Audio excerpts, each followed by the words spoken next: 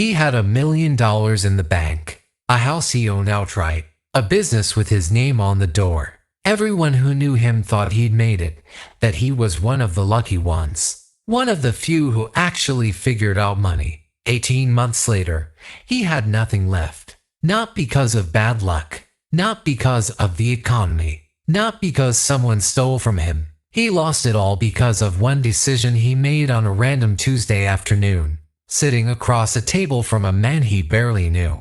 Let's call him Marcus. Late 30s, from a middle-class family. The kind of guy who worked 2 jobs, all the way through college just to graduate without drowning in debt. After school, he didn't chase a big corporate salary. Instead, he started a small contracting business, the unglamorous kind, doing renovations and small commercial builds, 1 job at a time. He wasn't flashy. No sports car in the driveway, no designer watch, no vacations on Instagram. Just a guy who showed up every single day and quietly, steadily, actually won at money. By the time he turned 38, Marcus had done something less than 1% of Americans ever managed to do. He had built a 7-figure net worth completely from scratch, with no inheritance, no lucky break, no shortcuts. And here's the part that makes this story so important. It didn't happen overnight, and it didn't happen by accident.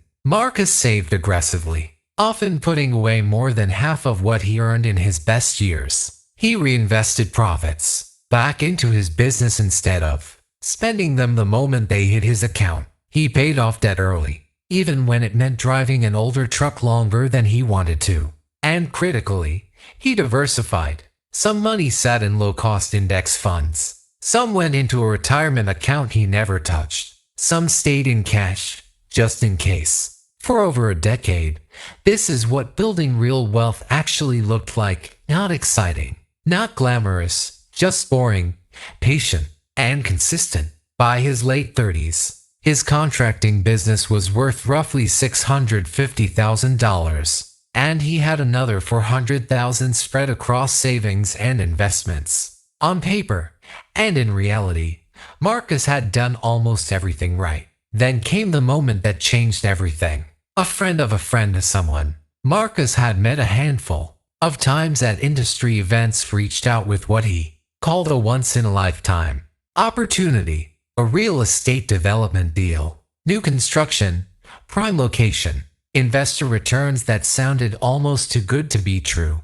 And that phrase should have been the warning sign. Instead, Marcus got excited. He'd spent over a decade being careful, being patient, watching other people take big swings and either win big or lose everything. This time, he told himself, was different. This time, he understood the business. This time, it was a sure thing. So instead of treating it like the highly speculative bet it actually was, Marcus treated it like a guarantee. He didn't ease in with a small percentage of his savings the way a cautious investor would. He went all in. He liquidated his index funds. He pulled money out of his retirement account, accepting the tax penalties without really thinking them through.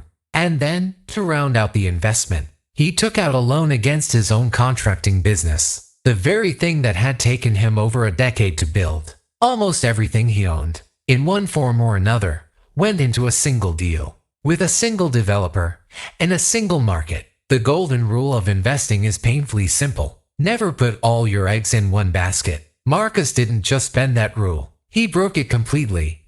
And he did it with a smile on his face. Because in that moment, it felt like the smartest move he'd ever made. For the first few months, everything seemed fine.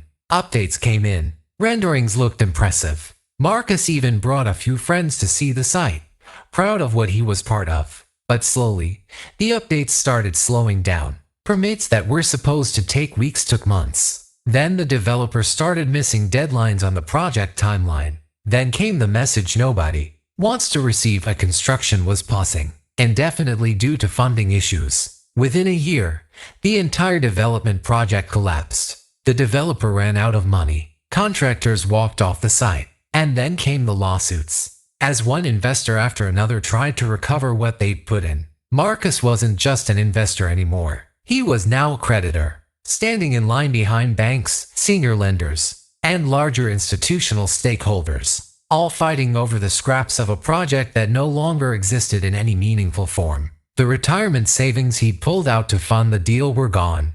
The index funds he had built up patiently over a decade, sold off in a matter of days to chase this opportunity, were gone. And because he had borrowed, against his own contracting, business to make the investment, that business, the one thing that had always been stable, always been his, was now at serious risk too.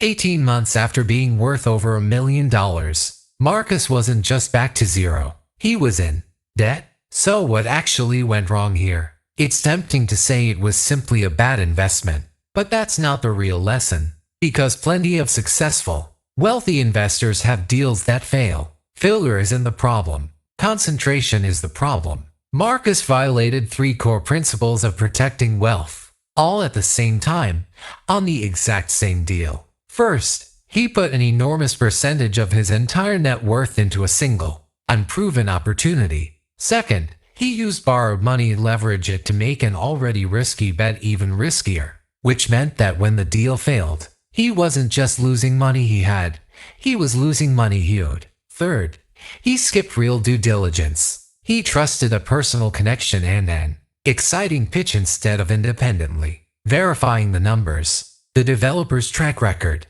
and the actual risk involved. Any one of these 3 mistakes on its own is usually recoverable. All 3 together, at the same time, on the same deal, is exactly how someone goes from a millionaire to broke in under 2 years. So here's what you can actually take away from this story. Because this isn't just about Marcus, this pattern repeats constantly, with different names, different industries, and different amounts of money. The first lesson is that no single investment, no matter how promising it sounds, should ever be able to wipe you out completely. Diversification often gets dismissed as boring, but it's the single thing that protects everything else you've spent years building. The second lesson is about leverage. Borrowed money multiplies outcomes in both directions. It can accelerate your gains when things go well, but it accelerates your losses just as fast, and just as brutally, when things go wrong.